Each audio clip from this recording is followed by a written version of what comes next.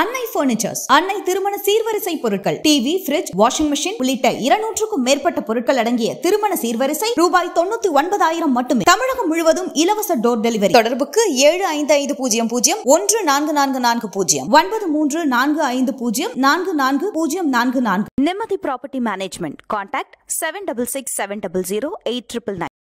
அந்த புகாரை அவங்க திருப்பி வாபஸ் வாங்குறாங்க. ஏற்கனவே 11ல் கொடுத்த புகாரும் வாபஸ் வாங்கப்பட்டிருக்கு, 23ல் கொடுத்த புகாரும் வாபஸ் வாங்கப்பட்டிருக்கு. வாபஸ் வாங்கிட்டு வலசரவாக்கம் காவல் நிலையத்தில் வச்சு நான் முழு மனதோடு இந்த வழக்கை நான் வாபஸ் வாங்குறேன், சீமான தமிழ்நாட்டில் எதுவும் செய்ய முடியாது, சீமான் குறித்து விஜயலட்சுமி வழக்கில் ஆதாரம் கொடுத்தீங்கன்னா உங்களுக்கு 5 கோடி தரோம்.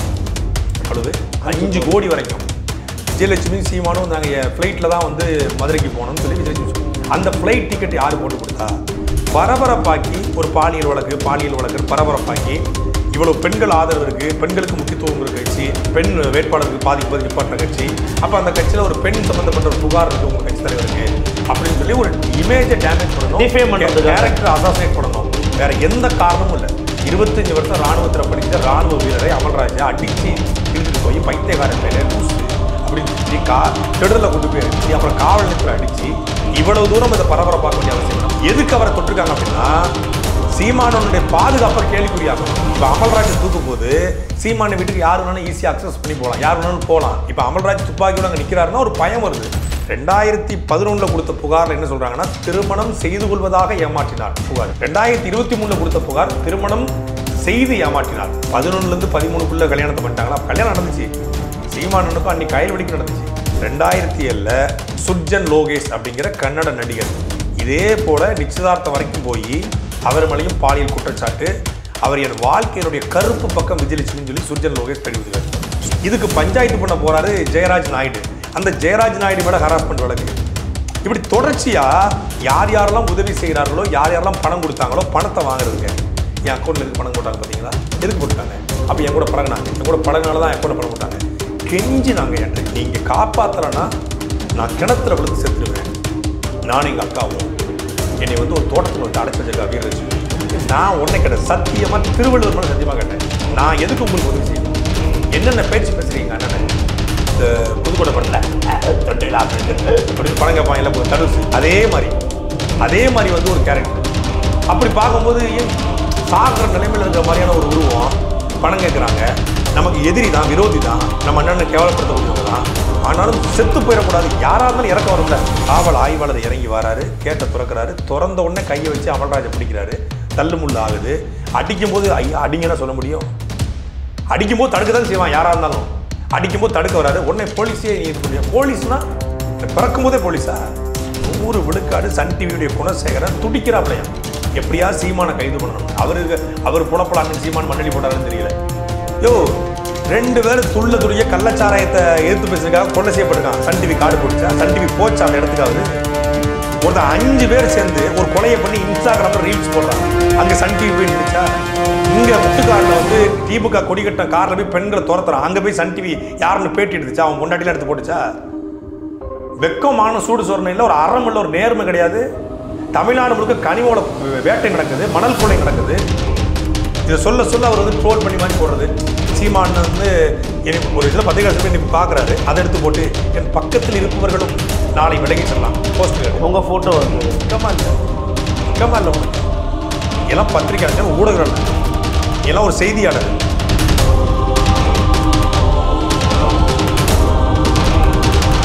ஃபோர்த் ஸ்டேட் தமிழ் நேயர்களுக்கு வணக்கம். இன்று நமது சிறப்பு நேயர்களுக்காக இணைந்திருக்கிறார் நாம் தமிழர் கட்சியிலிருந்து மரியாதைக்குரிய சாட்டை திருமுருகன் அவர்கள். வணக்கம். எப்படி இருக்கீங்க? நல்லா. அன்பில் நடந்த சம்பவங்களை பார்க்க முடிகிறது. திரு சீமான் அவர்களை வந்து கைது பண்ணணுங்கிறது தான் திமுக அரசுடைய ஒற்றை நோக்கம் அப்படின்னு உங்கள் கட்சியினுடைய தொண்டர்கள் தம்பிகள் எல்லாருமே வந்து திமுக அரசை வந்து டைரெக்டாக அட்டாக் பண்ணுறாங்க இந்த விவகாரத்தில். ஆனால் இது வந்து அவருடைய பர்சனல் விவகாரம், இதில் வந்து எங்களுக்கு தொடர்பு இல்லை அப்படின்னு திமுக காரங்க வந்து இதுக்கு ஒரு விளக்கமும் வந்து கொடுக்குற சில விஷயங்களையும் பார்க்க முடிகிறது. நடக்கிற சம்பவங்கள் என்ன, ஏன் இவ்வளவு தூரம் ரொம்ப சீரியஸாக போயிட்டு இருக்கு இந்த இஷ்யூ? ஆக்சுவலி இது வந்து திமுக சம்பந்தம் இல்லை, இது தனிப்பட்ட வழக்கு அப்படின்னா ஏன் இவ்வளவு மும்முரத்தை தமிழ்நாடு காவல்துறை காட்டுகிறது? இத்தனை சம்மன்களை கொடுக்க வேண்டிய அவசியம் என்ன இருக்கு? நீங்கள் அண்ணன் சீமானவர்கள் இதே வழக்கில் 2023 செப்டம்பர் மாதம் வந்து இதே வலசரவாக்கம் காவல் நிலையத்தில் போய் 3 மணி நேரம் இந்த வழக்கிற்கான எல்லா தகவல்களையும் நேர் நின்று கொடுத்துட்டு வந்துட்டாங்க. ஒரு வழக்கில் ஒரு புகாரில் ஒரு முறை சம்மனில் போய் புகார் கொடுத்தாலே தன்னோட தரப்பு நியாயத்தை சொல்லிட்டு வந்துட்டாங்க. அது நீதிமன்றத்துக்கு போயிடுச்சு. இந்த வழக்கில் நீதிமன்றத்தை அந்த வழக்கை ரத்து பண்ண சொல்லி நாம தான் கொண்டு போகிறோம். இந்த வழக்கில் முகாந்திரம் இருக்கும்னா 2011 புகார் கொடுத்தும் போதே கைது பண்ணியிருக்கலாம். இல்லை 2013 திமுக அதிமுக திருச்சி நடவடிக்கை 2011 21 நீங்கள் வந்தீங்கல்ல, வந்தோடனே இந்த எஃப்ஐஆர் நோண்டி நீங்கள் கைது நடவடிக்கை எடுத்துருக்கலாம். 23 அந்த அம்மா வந்து புகார் கொடுக்குறாங்க. அந்த புகாரை அவங்க திருப்பி வாபஸ் வாங்குறாங்க. ஏற்கனவே 11 கொடுத்த புகாரும் வாபஸ் வாங்கப்பட்டிருக்கு, 23 கொடுத்த புகாரும் வாபஸ் வாங்கப்பட்டிருக்கு. வாபஸ் வாங்கிட்டு வலசரவாக்கம் காவல் நிலையத்தில் வச்சு நான் முழு மனதோடு இந்த வழக்கை நான் வாபஸ் வாங்குறேன், சீமான தமிழ்நாட்டில் எதுவும் செய்ய முடியாது, அதனால் நான் போகிறேன், இனிமேல் நாங்கள் வரமாட்டேன் அப்படின்னு சொல்லிட்டு முழுசாக பேட்டி கொடுத்துட்டு போகிறாங்க. ப்ரெஸ் மீட் கொடுத்தாங்க. திருப்பி அவங்கள பேசி வர வச்சு திமுகவோட லீகல் விங்கு எந்த அளவுக்கு கேவலமாக இறங்கியிருக்காங்கன்னா, 2008 காலகட்டத்தில் அண்ணன் சீமான் அவர்களோடு யார் யாரெல்லாம் இருந்தாங்க அப்படின்னு விசாரித்து பழைய நண்பர்கள் பழைய ஆட்கள்கிட்ட போய் நீங்கள் சீமான் குறித்து விஜயலட்சுமி வழக்கில் ஆதாரம் கொடுத்தீங்கன்னா உங்களுக்கு 5 கோடி தரோம். எவ்வளவு? 5 கோடி வரைக்கும். விஜயலட்சுமி சீமானும் நாங்கள் ஃப்ளைட்டில் தான் வந்து மதுரைக்கு போனோம்னு சொல்லி விஜயலட்சுமி அந்த ஃப்ளைட் டிக்கெட் யார் போட்டு கொடுத்தா, அங்கே அறை யார் எடுத்து கொடுத்தா அப்படின்னு சொல்லி அந்த பின்னணியெல்லாம் ஆராய்ச்சி அதில் ஏதாவது ஒரு எவிடன்ஸ் கொடுத்தா நாங்கள் உங்களுக்கு பணம் தர்றோம், உங்களுடைய இதை வந்து நாங்கள் ப்ரைவசியை வந்து பாதுகாக்கிறோம் அப்படின்னு சொல்லி இறங்கி பேசியிருக்காங்க. இதில் என்ன மிக முக்கியமாக நம்ம பார்க்க வேண்டியதுன்னா, ஒரு சம்மன் ஏற்கனவே கொடுத்துருச்சு, 20 நாள் தொடர்ச்சியான பயணம் இருப்பதனால சீமான் வந்து பயணப்பட்டுறாரு. திருப்பி இங்கே வரதானே போகிறார். ஏன்னா அவருக்கு பாஸ்போர்ட் கிடையாது, எந்த நாட்டுக்கும் போக முடியாது, தலைமறைவாகிற தலைவரும் கிடையாது. ஏற்கனவே 70 வழக்குகள் வந்து ஈவேரா கொடுத்து பேசியதுக்கு நீங்கள் போட்டிருக்கீங்க.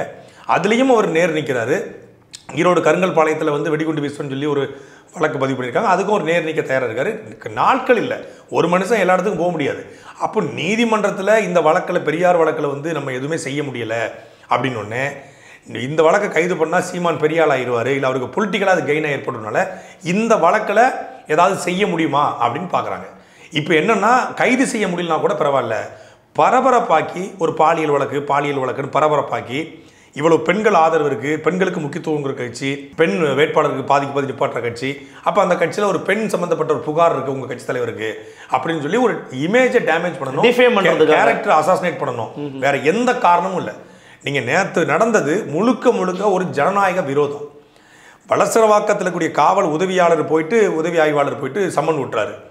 அந்த சம்மன் ஒட்டிய பிறகு சம்மனை கிழிச்சா என்ன, அதை என்ன பண்ணால் யாருக்கு என்ன, ஒட்டியாச்சு. ஒட்டியா நான் சீமானுக்கும் தகவல் போயிடுச்சு. ஆனால் சம்பந்தமே இல்லாமல் நீலாங்கரை காவல் ஆய்வாளர் வந்து அண்ணன் வீட்டில் பணி செஞ்சு 25 வருஷம் இராணுவத்தில் பணி செஞ்ச இராணுவ வீரரை அமல்ராஜை அடித்து இழுத்துட்டு போய் பைத்தியக்கார பையில லூஸு அப்படின்னு திட்டி திடலில் கொண்டு போய் அடித்து அப்புறம் காவல் நிலையத்தில் அடித்து இவ்வளவு தூரம் இதை பரபரப்பாக்க வேண்டிய அவசியம் என்ன? அப்போ முழுக்க நாம் தமிழர் கட்சி சார்ந்த தம்பிமார்களை அண்ணன் சீமானுடைய தனிப்பட்ட பாதுகாப்பு வீரர்களை அச்சப்படுத்தணும்.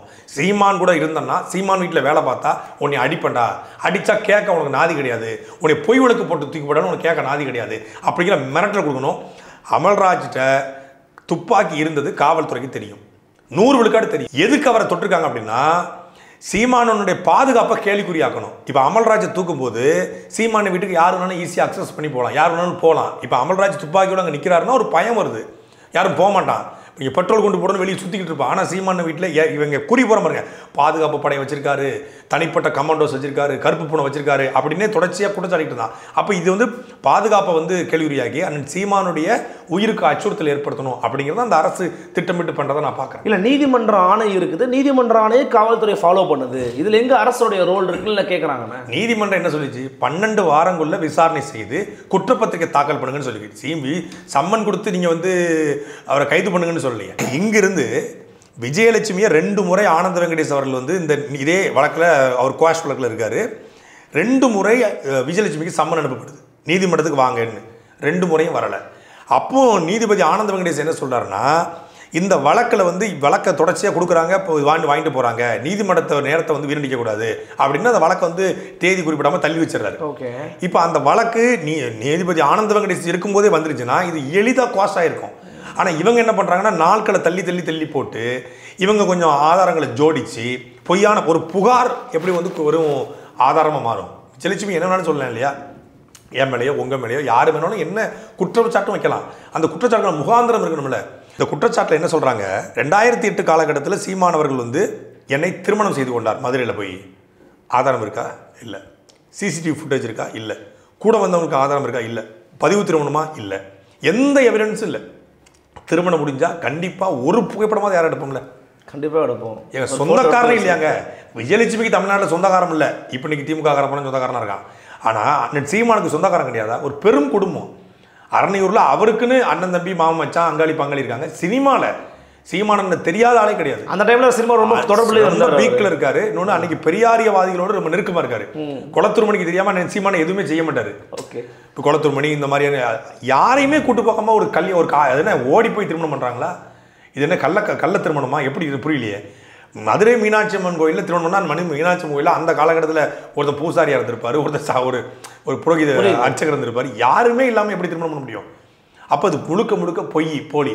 2011 கொடுத்த புகாரில் என்ன சொல்கிறாங்கன்னா, திருமணம் செய்து கொள்வதாக ஏமாற்றினார் புகார். 2023 கொடுத்த புகார் திருமணம் செய்து ஏமாற்றினார். 11லேருந்து 13க்குள்ளே கல்யாணத்தை பண்ணிட்டாங்களா? கல்யாணம் நடந்துச்சு.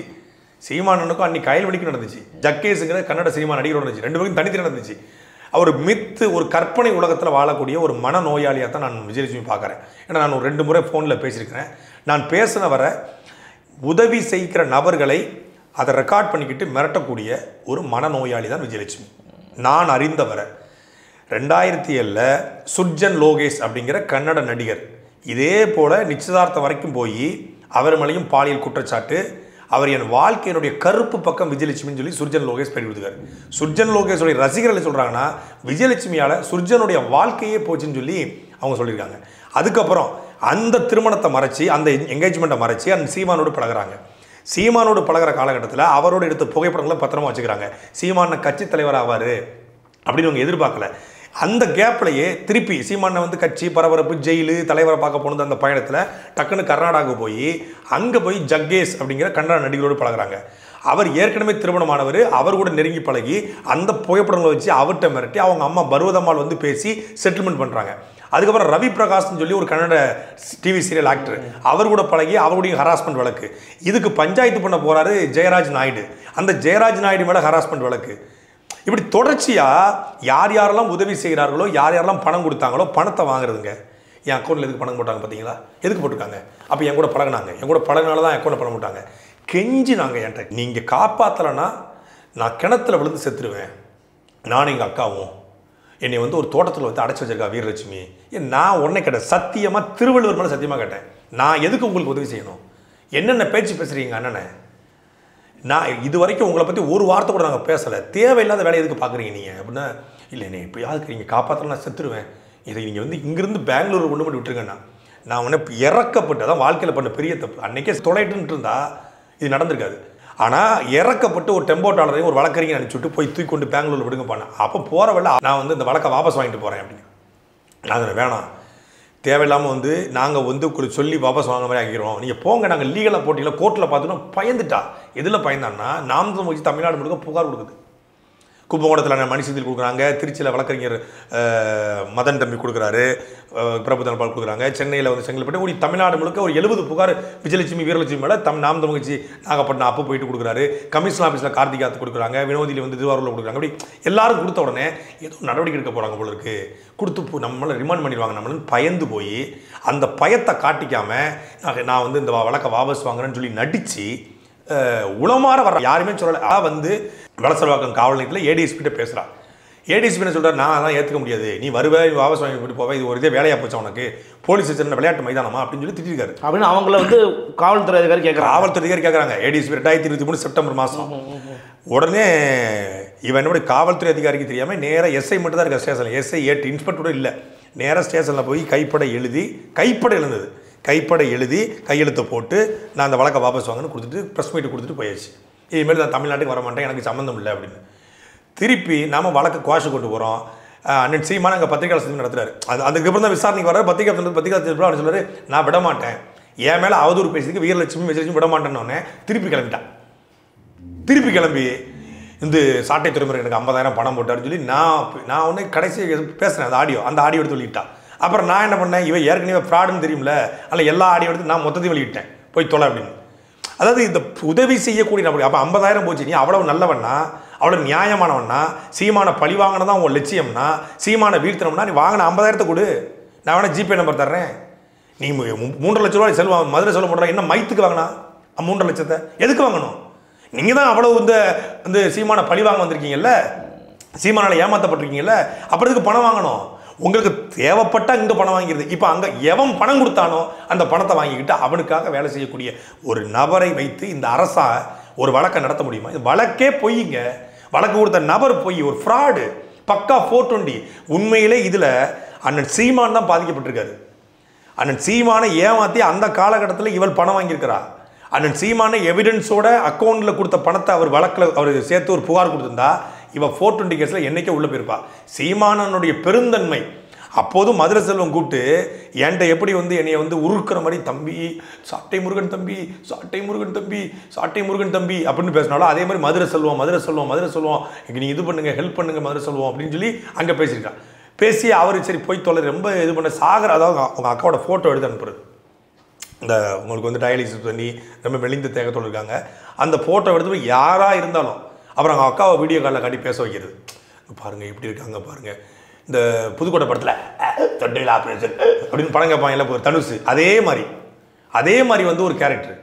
அப்படி பார்க்கும்போது ஏன் சாகர நிலைமையில் இருக்கிற மாதிரியான ஒரு உருவம், பணம் கேட்குறாங்க, நமக்கு எதிரி தான், விரோதி தான், நம்ம அண்ணனை கேவலப்படுத்தக்கூடியவங்க தான், ஆனாலும் செத்து போயிடக்கூடாது. யாராக இருந்தாலும் இறக்க வரும்ல. நம்ம பிடிக்காத நபர் கூட ஒருத்தர் தெருவில் பிச்சை எடுக்கிறான்னா போட்டு போகிறோம். இப்போ நம்மளை திட்டி 4 பேர் யூடியூப்பில் பிழைக்கிறான், சரி போய் தொலைறான், அவன் குடும்பம் கூட்டி பிழைக்குது இருக்கா, நம்மளை திட்டுறான், நம்ம கடந்து போகிறோம் இல்லையா? இல்லைன்னா அவங்களாம் வாழக்கூட முடியாது. அது மாதிரி இந்த நபர்கள் சரி போய் தொலைதுன்னு சொல்லி தான் மதுரை செல்வம் பணம் கொடுக்காது. சீமானுக்கு தெரியாது, அவருக்கே தெரியாது. சரி உதவி செஞ்சு விட்றா பாவத்தை பரிதாபத்தை அப்படின்றார் அவர். இந்த வழக்கை வாபஸ் வாங்கிட்டு போயிட்டாங்களே, அதனால் நம்ம பண்ண தப்பு. இந்த வழக்கை வாபஸ் வாங்கின உடனே குவாஷ் கொண்டு போய் அந்த வழக்கை ரத்து பண்ணிட்டா இவ்வளோ தூரம் வந்திருக்காது. சரி வாபஸ் வாங்கினதுக்கப்புறம் அதுக்கு நம்ம ரத்து பண்ணணும், அது விட்டாச்சு அப்படின்னு விட்டாட்டோம், அந்த முடிச்சு விட்டுருச்சு. அன்றைக்கே வழக்கறிஞர் நீ 2012-13 வழக்கை குவாஷ் கொண்டு போயிருப்பாங்கன்னா அது எளிதாக ரத்தாக இருக்கும். இப்போ மீண்டும் ஒரு புகார் கொடுத்து இப்போ இன்றைக்கி திமுக அதை பயன்படுத்திக்கிட்டு சைலண்டாக பயன்படுத்துறதை மொத்த திமுகவோட லீகல் விங்கும் வேலை பார்த்துருக்காங்க அந்த ஸ்குவாஷ் வர அன்னைக்கு. இல்லை, ஆனால் நீங்கள் உங்களுடைய ஒரு ஊடகத்தை நீங்கள் சாட்டையில் கூட பேசும்போது ஊடகங்களையும் ஊடகவியலர்களையும் கூட கேள்விக்கு உள்ளாக்குறீங்க. இன்றைக்கி கூட என்ன போட்டிருக்காங்கன்னா, அந்த காவலாளி அண்ணன் வீட்டில் இருந்த காவலாளி தான் காவல்துறை அதிகாரியை தாக்கினார்னு செய்திகள் போட்டிருக்கிறாங்க. இது எப்படி பார்க்குறீங்க? எதனால் இதான் ஆர்எஸ் பாரதி சொன்ன மீடியா, இதான் ஹெச் ராஜா சொன்ன மீடியா? அந்த வார்த்தையை சொல்லலையே, நான் இதான் சொன்னேன். இப்போ ஆர்எஸ் பாரதி சொன்ன மீடியா, ஹெச் ராஜா சொன்ன மீடியா தான் சொன்னேன், தப்பாக நான் சொல்லலையே. ஏங்க 2 நிமிடம் 53 நொடிகள் ஓடக்கூடிய ஒரு காணொலி இருக்குது. காவல் ஆய்வாளர் இறங்கி வராரு, கேட்டை திறக்கிறாரு, திறந்த உடனே கையை வச்சு அமல்ராஜை பிடிக்கிறாரு, தள்ளுமுள்ளு ஆகுது. அடிக்கும்போது அடிங்கன்னா சொல்ல முடியும்? அடிக்கும்போது தடுக்க தான் செய்வான் யாராக இருந்தாலும். அடிக்கும்போது தடுக்க வராரு, உடனே போலீஸே நீ இது பண்ணி, போலீஸ்னா என்ன பிறக்கும் போதே போலீஸா? எனக்கு புரியலையே, சாகிற வரைக்கும் போலீஸா? உனக்கு ரிட்டையர்மெண்ட் ஒன்று கிடையவே கிடையாதா? இல்லை பிறக்கும் போதே போலீஸாக பிறந்தீங்களா? இதே காவல்துறை அதிகாரி வழக்கறிஞர் அடித்து அவர் மேலே இன்றைக்கி வாரண்ட் போட்டிருக்காங்க தாம்பரம் நீதிமன்றத்தில். அவர் தன்னை இயல்பிலேயே ஒரு சிங்கம் சூர்யாவாக நினைக்கிறாரு, ஆனால் அவர் ஜெய்பீம் காவலராக தான் அவர் நடந்து கொண்டார். ஜெய்பீம் படத்தை பார்த்து கண்ணீர் வடித்த தமிழ்நாடு முதலமைச்சர் உங்கள் ஆட்சியில் அதிகமான காவல் நிலைய மரணங்கள், கஸ்டடி டார்ச்சர் நடக்குது. இதே போல தான் இன்றைக்கி கஸ்டடி டார்ச்சர் தான். அது 2 பேரையும் கைது பண்ணிட்டு போய் திடலில் வச்சு அடித்து அப்புறம் காவல் நிலையத்தில் அடித்து 2 பேருக்கும் ஒரு ரத்தக்கட்டு ஏற்பட்டிருக்கு. இதுக்கு யார் பொறுப்பு இருப்பது? அவங்க உயிருக்கு ஒரு ஆபத்துனா யார் பொறுப்பு? ஏங்க கொலைவெறி தாக்குதலுங்க, கண் இவ்வளவு மீடியா நிற்கும் போது கொலைவெறிய தாக்குதல் நடக்குது. அப்படி கண்ணுல கையை வச்சு அப்படி நோன்ற மாதிரி அவ்வளவு கொடும் கூட்டத்தை என்ன பண்ணாங்கன்னா, ஜாபர் சாதிக் மாதிரி மெத்து ஊத்தாங்களா, இல்லை யானை சேகர மாதிரி பெண்களை போய் கைப்பிடிச்சு இழுத்தாங்களா? அவங்க பண்ண தப்பு என்ன? ஒரு சம்மனை கிழிச்சிருக்காங்க, அதுவும் அமல்ராஜ் கிழிக்கல, கிழிச்சது சுபாஷ். அமல்ராஜ் பக்கத்தில் நிற்கிறாரு, அமல்ராஜ் நீங்க எதுக்கு அடிக்கிறீங்க? அவர் அங்கே நின்னாரு, அவர் என்னன்னு கேட்குறாரு, என்ன அப்படின்னு கேட்கறதுக்குள்ள அடிப்பாங்களா? அவ்வளவு வெறி அவங்களுக்கு. அப்போ தனிப்பட்ட முறையில் அந்த ஆய்வாளர் பிரவீன் ராஜேஷ்க்கு தனிப்பட்ட முறையில் நாம் தமிழ் கட்சி மீதும் அண்ணன் சீமான் அவர்கள் மீதும் ஒரு வெறி இருந்திருக்கு. இல்லை மேலதிகாரியுடைய அழுத்தமாக கூட இருக்கலாம். அப்போ நம்ம அதிகாரிகளுக்கு எதிராகவோ இல்லை இந்த எஸ்பி டிஎஸ்பிக்கு எதிராகவோ நம்ம ஆட்சி பண்ண அரசியல் பண்ண வரல. இது முழுக்க திமுக சொல்லி நடக்குது. திமுக காவல்துறையை வைத்துக்கொண்டு நாம் தமிழ் கட்சியை சீண்டி பார்க்கலாம் அப்படின்னு நினைக்குது. இன்றைக்கி கூட மரியாதைக்குரிய கைல்வெளி அவர்கள் பேட்டி கொடுக்கும்போது, எங்களுடைய கட்சி கூட இருக்கிறவங்கள டிஸ்டர்ப் பண்ணிட்டாலே நாங்கள் ரொம்ப மென்டலி டிஸ்டர்ப் ஆகிடும்னு நினச்சி தான் இந்த மாதிரி வேலைலாம் பார்த்துக்கிட்டு இருக்காங்க. இது அரசியல் பழிவாங்கல் தான் அப்படின்னு சொல்லி பேசுகிறாங்க. நேற்று அவங்க ஒரு சாரி அப்படின்னு சொன்னதை கூட பார்த்தீங்கன்னா, அவங்க தப்பு பண்ணாமல் ஏன் சாரி கேட்குறாங்கன்னு சொல்லி அதையும் ஒரு பேச பொருளாக மாற்றினாங்க. அவங்க வைக்கக்கூடிய விமர்சனத்தை நீங்கள் எப்படி பார்க்குறீங்க? இவ்வளோ பெரிய சிக்கல் நடந்துக்குது. வீட்டுக்குள்ளே போய் ஒரு காவல் ஆய்வாளர் பாதுகாவலரையும் வீட்டில் பணி செய்த ஓட்டுநரையும் அடித்து இழுத்துட்டு போயிருக்காங்க. ஆனாலும் அவங்களுடைய அந்த உறுதிப்பாடு வந்து வியக்கத்தக்கது. ஒரு கட்சியினுடைய தலைவருடைய மனைவி என்பதை தாண்டி மிக உறுதியாக அந்த பத்திரிகையாளர் சந்திப்பில் ரொம்ப கண்ணியமாக, ரொம்ப நேர்மையாக, ரொம்ப போல்டாக அவங்க அணுகுனாங்க. இதில் என்னென்னா எந்த அளவு நாம் தமிழ்ச்சி கண்ணியப்பட்டது அப்படிங்கிறதுக்கான எடுத்துக்காட்டு அன்னைக்கு கைல்வெளி அவர்கள் வந்து மாடிலேருந்து இறங்கி வராங்க. அவங்களுக்கு நடந்த விஷயம் தெரியாது. காவலர் தான் காவல்துறை அதிகாரி தான் பாதுகாவலரே அமல்ராஜை தாக்கியிருக்காருங்கிற விஷயம் தெரியாது. சரி, நம்ம அண்ணன் ஏதோ வந்து போலீஸ்காரங்கிட்ட தப்பாக நடந்தாங்க போல இருக்குன்னு சொல்லி, சார் சாரி என் சார்பாக சாரி கேட்டுக்கிறேன் ப்ளீஸ் அப்படின்னு சொல்லி சொல்கிறாங்க. இந்த சாரி கேட்டதை கூட எடுத்து வந்து சமூக வலைதளங்களில் வேகமாக கார்டெலாம் போட்டாங்க. ஆமாம், கார்டெலாம் போட்டாங்க. அது எவ்வளோ பெரிய அநாகரிகம். இப்படி நீங்கள் வந்து துர்கா ஸ்டாலினுக்கு, இப்படி எடப்பாடி பழனிசாமியோட மனைவிக்கு, இல்லை நான் விஜயோடைய மனைவிக்கு நாளைக்கு போடுவீங்களா? இல்லை உதயநிதி ஸ்டாலினுடைய மனைவி கிருத்திகா உதயநிதி ஸ்டாலினுக்கு நீங்கள் போடுவீங்களா? இல்லை டிஆர்பி ராஜா பொண்டாட்டிக்கு, டிஆர் பாலு பொண்டாட்டிக்கு நீங்கள் இப்படிலாம் போட்டுருவீங்களா? இல்லை ஏதாவது ஒரு இன்சிடென்ட் நடக்குது, எல்லாருமே ஏதோ ஒரு வகையில் பொது வழியில் சம்மந்தப்பட்டு தான் இருக்காங்க இல்லையா? அந்த குடும்பத்தை பற்றி நம்ம பேசக்கூட நினைக்கிறோம். அது தனிப்பட்டது அப்படின்னு. அரசியல் தலையீடு அவங்களுக்கும் இருக்குது, நாங்கள் பேசலாம். ஆனால் ரொம்ப கண்ணியமாக நடந்துக்கிட்டதை அவங்களுடைய புகைப்படத்தை எடுத்து போட்டு சாரிங்கிற கார்டெலாம் போட்டு இன்றைக்கி அதுக்கு அவங்க விளக்கம் கொடுத்துருக்காங்க. தவறு நம்ம பக்கம் இருந்தாலும் கூட, தவறு அவங்க பக்கம் இருந்தாலும் கூட, நம்ம தரப்புலேருந்து எது நடந்துக்கோ அப்படிங்கிற ஒரு இதில் தான் போயிட்டு அவங்க வந்து சாரி கேட்டாங்களே ஒழிய நாம் தப்பு பண்ணிக்கணும்னு சொல்லி அவங்க வந்து இது பண்ணலை. இந்த அளவுக்கு ஒரு டார்ச்சர் கண்ணு முன்னாடி நடந்து கட்சிக்காரனை டிஸ்டர்ப் பண்ணால் மொத்தமாக கட்சி தலைவரும் அவங்க குடும்பம் டிஸ்டர்ப் ஆகும் அப்படின்னு நினைச்சதை பண்ணுறாங்க. இது ஒரு உளவியல் தாக்குதல் தான் முழுக்க. இது திமுக தொடர்ச்சியாக இந்த ஆட்சிக்கு வந்ததுலேருந்தே பண்ணிட்டுருக்காங்க. என்னுடைய குடும்பத்துக்கு பண்ணாங்க, எனக்கு பண்ணாங்க. அதே போல் வந்து நாம் தமிழ்ச்சியுடைய ஒவ்வொரு பொறுப்பாளருக்கும் இதை பண்ணிட்டு இருக்காங்க. உளவியலாக பண்ணி இந்த அரசியல் களத்திலேருந்து வீழ்த்தலாம் அப்படின்னு பார்க்குறாங்க. அதை வந்து நீங்கள் சொல்கிற மாதிரி இந்த ஊடகவாளர்கள் இதில் சம்மந்தப்பட்டிருக்காங்கன்னு நினைக்கிறீங்களா? இதில் 100 விழுக்காடு சன் டிவியுடைய குணசேகரன் துடிக்கிறாப்லையாம், எப்படியா சீமானை கைது பண்ணணும்னு.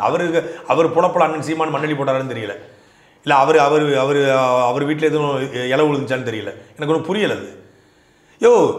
2 பேர் துள்ள கள்ளச்சாராயத்தை எதிர்த்து பேசுறதுக்காக கொலை செய்யப்பட்டிருக்கான். சன் டிவி கார்டு போட்டுச்சா? சன் டிவி போச்சா அந்த இடத்துக்காவது? ஒருத்தர் 5 பேர் சேர்ந்து ஒரு கொலையை பண்ணி இன்ஸ்டாகிராமில் ரீல்ஸ் போடுறான். அங்கே சன் டிவி போய் நின்றுச்சா? இங்கே முட்டுக்காடில் வந்து திமுக கொடி கட்டின காரில் போய் பெண்களை துரத்துறான். அங்கே போய் சன் டிவி யாருன்னு பேட்டி எடுத்துச்சா? அவன் பொண்டாட்டிலாம் எடுத்து போட்டுச்சா? வெக்கமான சூடு சொரணை இல்லை, ஒரு அறம் இல்லை, ஒரு நேர்மை கிடையாது. தமிழ்நாடு முழுக்க கனிமோட வேட்டை நடக்குது, மணல் கொள்ளை நடக்குது. அங்கெல்லாம் களத்தில் நாம் தமிழ்ச்சி நிற்குது. ஜவஹர்லிங்கிற ஒரு சமூக ஆர்வலர் வெட்டி கொலை செய்யப்பட்டிருக்காரு. அவர் மனைவியை சன் டிவி பேட்டி எடுத்து போட்டுச்சா என்னைக்காவது? நீங்கள் விஜயலட்சுமி பேட்டி எடுத்து ஒளிபரப்புறதும், விஜயலட்சுமிக்கு போஸ்ட் கார்டு போடுறதும், நீங்கள் என்ன உண்மையிலேயே நீங்கள் வந்து நடத்துவது என்ன மீடியா அது? நான் கேட்குறேன், வெளிப்படை கேட்குறேன். நீங்கள் நடத்துவது எத்தனை வருஷத்துக்கு இந்த கட்சி ஆட்சியில் இருந்துரும்? நீ சன் டிவிலே வேலை பார்த்துருவீங்களா? சன் டிவிலே வேலை பார்த்துருவீங்களா? நீங்கள் திமுக குடும்பமே ஆட்சியில் இருந்துருமா? ஒரு கொஞ்சபட்சம் அற வேண்டாம். மாரிதாஸ் உங்கள் மீது குற்றச்சாட்டு வச்ச போது குணசேகரனுக்கு ஆதரவாக நின்னது நாங்கள். குணசேகரனுக்கு, செந்தில்வேலுக்கு, கார்த்திகை செல்வனுக்கு ஆதரவாக நின்னது நாங்கள். அவர் என்னதான் இருந்தாலும் தமிழ்நாட்டினுடைய பத்திரிகையாளர்கள் மக்களுக்கு நடக்கிறத அரசுக்கு சொல்வதை மக்களுக்கும் சொல்லக்கூடிய. நீ சன் டிவியில் வேலை பார்த்தா நீ என்ன எவ்வளோ பெரிய கொம்பனா? இந்த அதிகாரம் நிலையாக இருந்துருவியா? ரொம்ப அயோக்கியத்தனமான அரசியல். அதுவும் நீங்கள் சன் டிவி பாருங்க, நேற்று முழுக்க வரைக்கும் கிட்டத்தட்ட 80 காணொலிகள் சமூக வலைதளங்களில் அண்ணன் சீமானுக்கு எதிராக. முதல்ல வீடியோ வெளியிட்டது சன் டிவி. எப்படி முதல்ல சன் டிவிக்கு வீடியோ போகுது? போலீஸ்காரங்க சன் டிவி கூட்டு போவாங்களா, இல்லை சன் டிவி சொல்லி போலீஸ்காரங்க வருவாங்களா? இதே சன் டிவி, இதே தினகரன் என்ஐஏ ரைடு வந்தபோது எனக்கு எதிராக போட்டான். கட்சியை உடைக்கும் சாட்டை, கட்சிக்குள் தனி ரூட் எடுக்கும் சாட்டை, வெளிநாடுலேருந்து கோடிக்கணக்கான பணம். எங்கே அந்த பணம்? போய் அப்பட்டமாக போய் ஒரு ஊடகம் அப்பட்டமாக போய் சொல்லுது. இதை சொல்ல அவர் வந்து ட்ரோல் பண்ணி மாதிரி போடுறது. சீமான் வந்து ஒரு இதில் பத்திரிகை இன்னைக்கு பார்க்குறாரு, அதை எடுத்து போட்டு என் பக்கத்தில் இருப்பவர்களும் நாளை விலகி செல்லலாம் போஸ்ட்டு கேட்டு உங்கள் ஃபோட்டோ வந்தது. வெக்கமா இல்லை உனக்கு? எல்லாம் பத்திரிகையாளர், ஊடகங்கள், நீ எல்லாம் ஒரு செய்தியாளர், சொல்லிக்கிறதுக்கு வெக்கமா இல்லை உங்களுக்கு? பல விதமான கருத்துக்களை பகிர்ந்துட்டீங்க. மிக்க நன்றி.